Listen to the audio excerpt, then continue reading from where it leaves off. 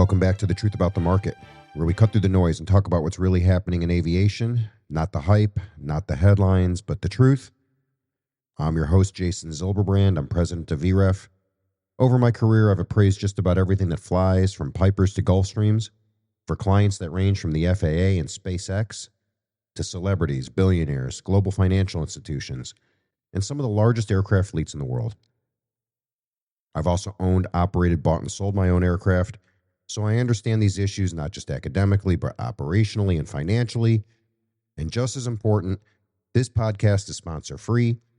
There are no paid opinions, there are no advertisers to appease, and no incentive to soften reality. What you hear here is unfiltered because aviation doesn't reward spin and markets punish misinformation. And today we're diving into one of the least understood, most financially significant strategies in business aviation, the aircraft part-out. Specifically, we're going to frame this conversation around a real-world scenario involving a Challenger 604 acquisition with the intent of monetizing the aircraft at the end of life, not through resale, but through teardown. Now, before we get into the mechanics and economics and the strategy, I want to frame why this topic is particularly personal and why my perspective on this isn't just theoretical. My family founded JSSI, Jet Support Services, Inc., in 1989, but the story actually starts much earlier. In 1988, when I was 15 years old, I was literally sitting at the restaurant table with my family when the concept for Jesse was born. There was no institutional backing. There was no private equity. There were no capital market infrastructures.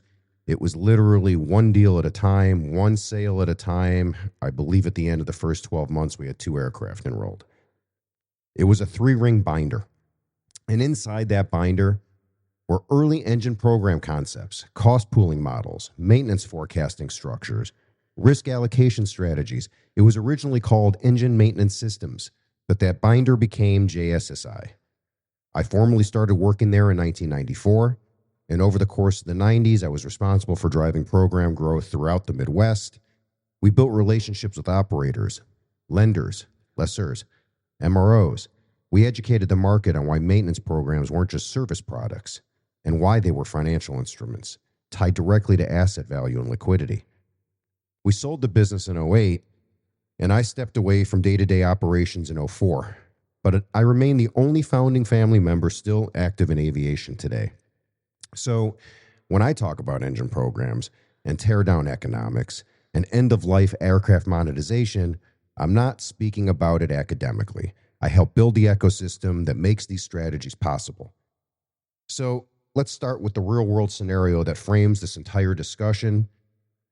We're looking at an individual buyer acquiring a 2000 Challenger 604, not because it's the most efficient aircraft to operate over the long term, and not necessarily because it represents the best lift solution in today's market, but because the acquisition price aligns with the underlying component value of the aircraft.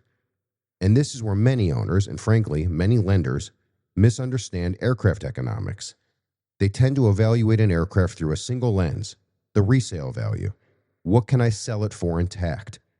But aircraft are not single-dimension assets. They're not comparable to real estate or even automobiles in that respect. An aircraft is a componentized capital stack, a collection of high-value systems, each with its own life cycle, demand curve, and its own residual market. Engines, APUs, landing gear, avionics, flight controls, rotables, each of these elements retains value independent of the aircraft itself. At a certain point in its life cycle, particularly with legacy large cabin aircraft like a Challenger 604, the economics shift. Operating costs rise, maintenance events loom, buyer pools narrow. And what you begin to see is divergence between whole value and component value. In some cases, the aircraft becomes worth more in parts disassembled than it does as a flying aircraft. That's not a sign of market failure. It's certainly not distress. It's asset optimization, the final stage of value realization in the aircraft's life cycle. So, what is an aircraft part-out? Once you understand that an aircraft is just an asset made of a bunch of components, the next logical question becomes, what do you do? How do you part it out? What is a part-out? At its core, aircraft part-out is the structured disassembly and monetization of an aircraft's components rather than selling the aircraft as an operating whole. Think of it less like scraping and more like institutional asset recycling. When an aircraft reaches a certain point in its life cycle, whether driven by maintenance economics or obsolescence or market demand, it may generate more aggregate value through its parts than through its continued operation. The process itself is highly technical and heavily regulated. It involves teardown planning, certified disassembly, component tagging, trace verification, and in many cases, overhaul or recertification work before parts ever reach the resale market. Each component then is cataloged and documented and preserved and introduced into global distribution channels, where operators, MROs, and parts brokers acquire inventory to support active fleets. So what you're really doing is taking a single depreciating asset and you're breaking it up into dozens, sometimes hundreds of liquid component assets. This episode is brought to you by VREF, Aircraft Value Reference and Appraisal Services. When lenders, insurers, and operators need aircraft values, they can actually defend, they don't guess, and they don't rely on algorithms alone. They turn to VREF. With decades of transaction data, certified appraisal expertise, and litigation-tested methodologies, VREF delivers the most trusted aircraft values in the industry, whether you're financing, buying, selling, evaluating collateral risk. Accuracy isn't optional. Visit VREF.com to access reports, valuations, and institutional-grade market intelligence today. VREF, where aircraft values come from. Okay, now let's talk about the value and where it actually sits, because this is where the economics become tangible. Using the Challenger 604 as the framework, the largest value concentration is almost always in the engines. On a 604, you're dealing with CF34 power plants, and their value is influenced by multiple factors: the time since overhaul, remaining life-limited component cycles, maintenance pedigree, and critically, whether or not they're enrolled on a program. An engine enrolled on a major maintenance program carries a very different liquidity profile than one operating on condition. And from there, value cascades down through the aircraft. The APU represents another meaningful asset, particularly if the time and cycles remain before overhaul thresholds. Landing gear assemblies can carry significant resale value as well, especially when operators are trying to avoid the capital shock of overhaul events. Avionics, depending on where they are and whether or not they're legacy systems or it's undergone upgrades, it can either enhance or really limit teardown yield. And then you move into the deep inventory layer, which is things like flight controls and actuators and pumps and valves, interiors, individually smaller but collectively powerful contributors to the total part-out economics. And this brings us to one of the most important valuation divergences in aviation: whole value and component value, and why they don't decline at the same rate. You know, as an aircraft ages, the resale market begins discounting future liabilities. Buyers factor in the cost of heavy maintenance checks, looming engine overhauls, avionics upgrade mandates, and rising insurance exposure. And those forward-looking expenses are priced directly into acquisition offers, which accelerates whole depreciation, sometimes dramatically. But the parts market, it operates under a completely different risk model, because parts buyers aren't purchasing operating aircraft or assuming fleet-level liabilities. They're acquiring serviceable components with defined utility inside active fleets, things like engines and APUs and gear. And that can be immediately deployed, it can be immediately overhauled, and it can be resold. And because of that, component demand often behaves independently of whole aircraft resale trends. In fact, as fleet populations age and parts availability tightens, demand for serviceable inventory can remain stable and in some cases even strengthen despite declining aircraft values. We've seen it a bunch over the last 5 years.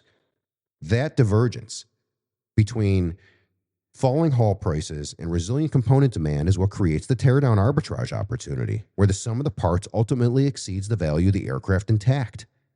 All right, so now this is where theory meets reality, because I'm sure there's a lot of people going, why can't I do this? Many owners assume they can acquire an aging aircraft and simply manage the teardown themselves, treating it like a mechanical project rather than an institutional asset process. In practice, folks, that's nearly impossible without the right infrastructure behind it. Aircraft teardown requires certified disassembly facilities operating under strict regulatory oversight. Every component removed from the aircraft it's got to carry full trace documentation, often back to birth, in order to be reintroduced into an aviation marketplace as a serviceable asset. From there, things like regulatory compliance becomes critical. 8130 airworthiness tagging, overhaul certification, condition verification, and preservation protocols all factor in whether or not a part is liquid or unsellable. And beyond the regulatory layer sits the logistics machine, because nobody thinks about things like warehousing and long-term storage and inventory financing and global distribution networks and established broker and MRO relationships. Without that ecosystem in place, parts don't move. And inventory doesn't move, generates no return. And that's why most individual owners don't execute teardowns independently. Instead, they participate through structured partnerships, aligning with teardown specialists and program providers and parts distributors who have that scale and infrastructure to monetize the asset efficiently. All right. Let's talk about maintenance programs, and let's just talk turkey, because this is where my background intersects directly with teardown economics. You know, maintenance programs, particularly engine programs, were never just about smoothing operating expenses. That's how they were marketed to operators, but financially, they were designed to do something much, much bigger. They stabilized asset value, and they preserved liquidity across the life cycle of an aircraft. When my family founded JSSI in '89, the core thesis was simple and frankly disruptive at the time. If you could standardize maintenance cost exposure, you could standardize asset confidence. And confidence is what drives value.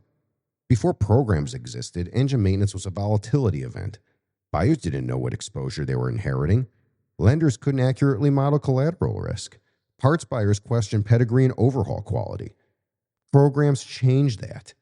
An engine enrolled on Jesse, or today, similar structures offered by providers like Rolls-Royce Corporate Care or GE On Point or Honeywell MSP or Pratt & Whitney ESP or Williams TAP, carries documented pedigree, predictable maintenance forecasting, and institutional oversight. That does two things immediately. First, it enhances operating liquidity.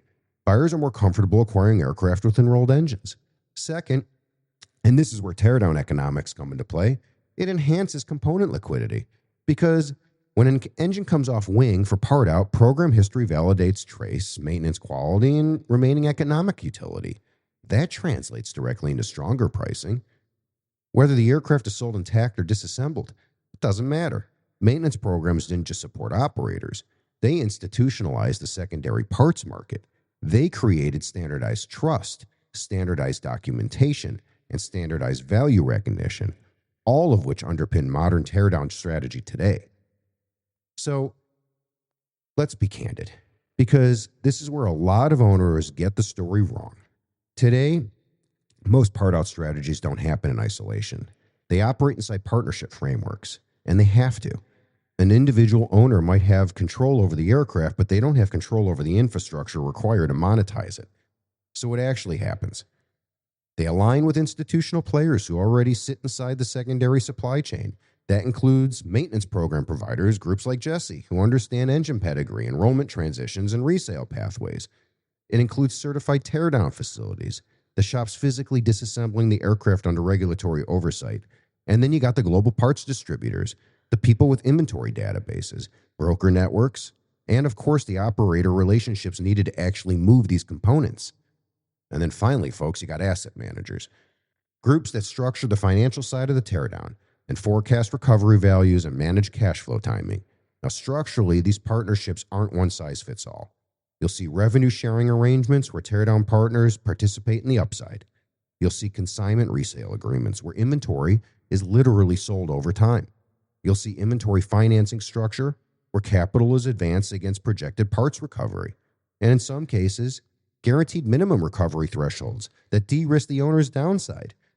See, the key point is this. The owner isn't expected to become a parts broker or a logistics manager or an inventory financer. They remain the asset stakeholder, while institutional partners execute the disassembly, the certification, the marketing, and, of course, the monetization strategy. Because without that in place, teardown isn't a strategy. It's just an airplane in pieces. So the decision to part out an aircraft is never arbitrary, and it's rarely easy. It typically is driven by converging economic signals that make continued operation financially irrational. Engine program expiration is a major trigger.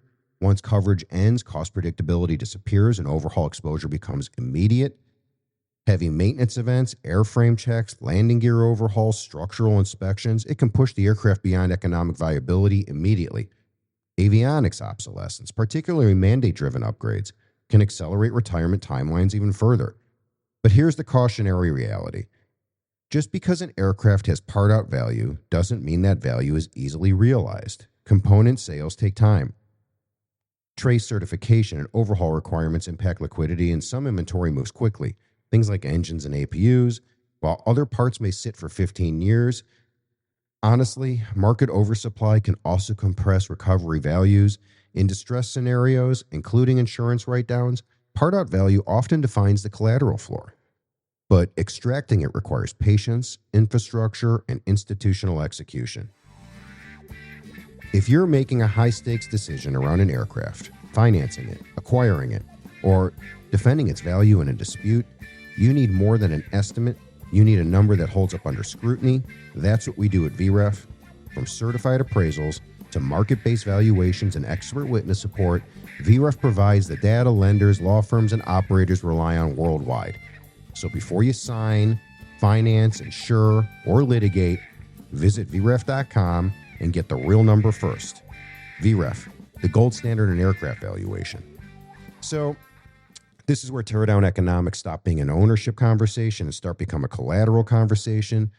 Sophisticated lenders don't underwrite aircraft strictly on operating resale value anymore, especially in aging fleets. They underwrite against two exit scenarios, orderly resale and forced liquidation, because in a default environment, you're not guaranteed a buyer for a 25-year-old large cabin aircraft anymore, but you're almost guaranteed a parts market. Engines, APUs, gear, all that inventory, it may have a global demand, independent of the aircraft resale cycle. That component liquidity often defines a true collateral floor, not the aircraft's appraised fair market value as an operating unit. Insurers approach impairment events the exact same way. When an aircraft suffers damage, the question isn't just, can it be repaired? It's, should it be repaired? At a certain loss threshold, teardown recovery may exceed post-repair value, particularly when downtime stigma and residual value impairment and things like diminished value are factored in. Understanding part-out economics is therefore critical to modern underwriting and risk rating and loss mitigation strategy, because when things go wrong, teardown isn't theoretical. It's your recovery plan.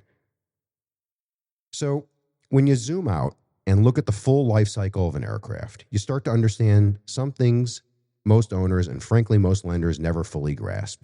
Aircraft don't depreciate into irrelevance. They evolve. They move through phases of financial utility. First, they're transportation platforms. They can generate revenue. They're productivity tools. They're lift solutions. But over time, operating economics erode, maintenance escalates, liquidity tightens. And then the asset crosses an invisible line. It stops being worth more as a flying aircraft and starts being worth more in pieces. At that point, the aircraft isn't dying, it's transforming from a single operating asset into a distributed global inventory. Engines supporting fleets on 3 continents, avionics keeping aging cockpits compliant, rotables feeding maintenance pipelines for another decade. Owners who understand that transition, who acquire and manage aircraft with teardown economics in mind, aren't victims of depreciation. They're monetizing the final phase of the life cycle, because in aviation, value doesn't disappear when aircraft stop flying. It just changes form. And sometimes your aircraft really is worth more dead than alive. So as we wrap up this discussion, from the Challenger 604 case study to the mechanics of partnership teardowns, the takeaway is straightforward. Your aircraft may be worth more dead than alive, but only if you understand how to monetize the afterlife. If this episode added perspective, share it with a lender or an operator or a broker or even a colleague navigating end-of-life fleet decisions, because the teardown economy isn't some niche back corner of aviation anymore. It's institutional, it's modeled, and it's shaping collateral strategy across the market. If you enjoyed this episode of The Truth About the Market, I'd appreciate your support. Leave us a review, share the episode, and follow the podcast so you don't miss an upcoming conversation on aircraft finance or valuation risk and the forces driving aircraft markets globally. And remember, when you need accurate, defensible, data-driven aircraft values, There's only one name in the industry to trust, and that's VREF. Visit VREF.com to learn more. Thank you for listening. I'm Jason Zilberbrand, and this is the truth about the market. Until next time, fly safe and stay smart.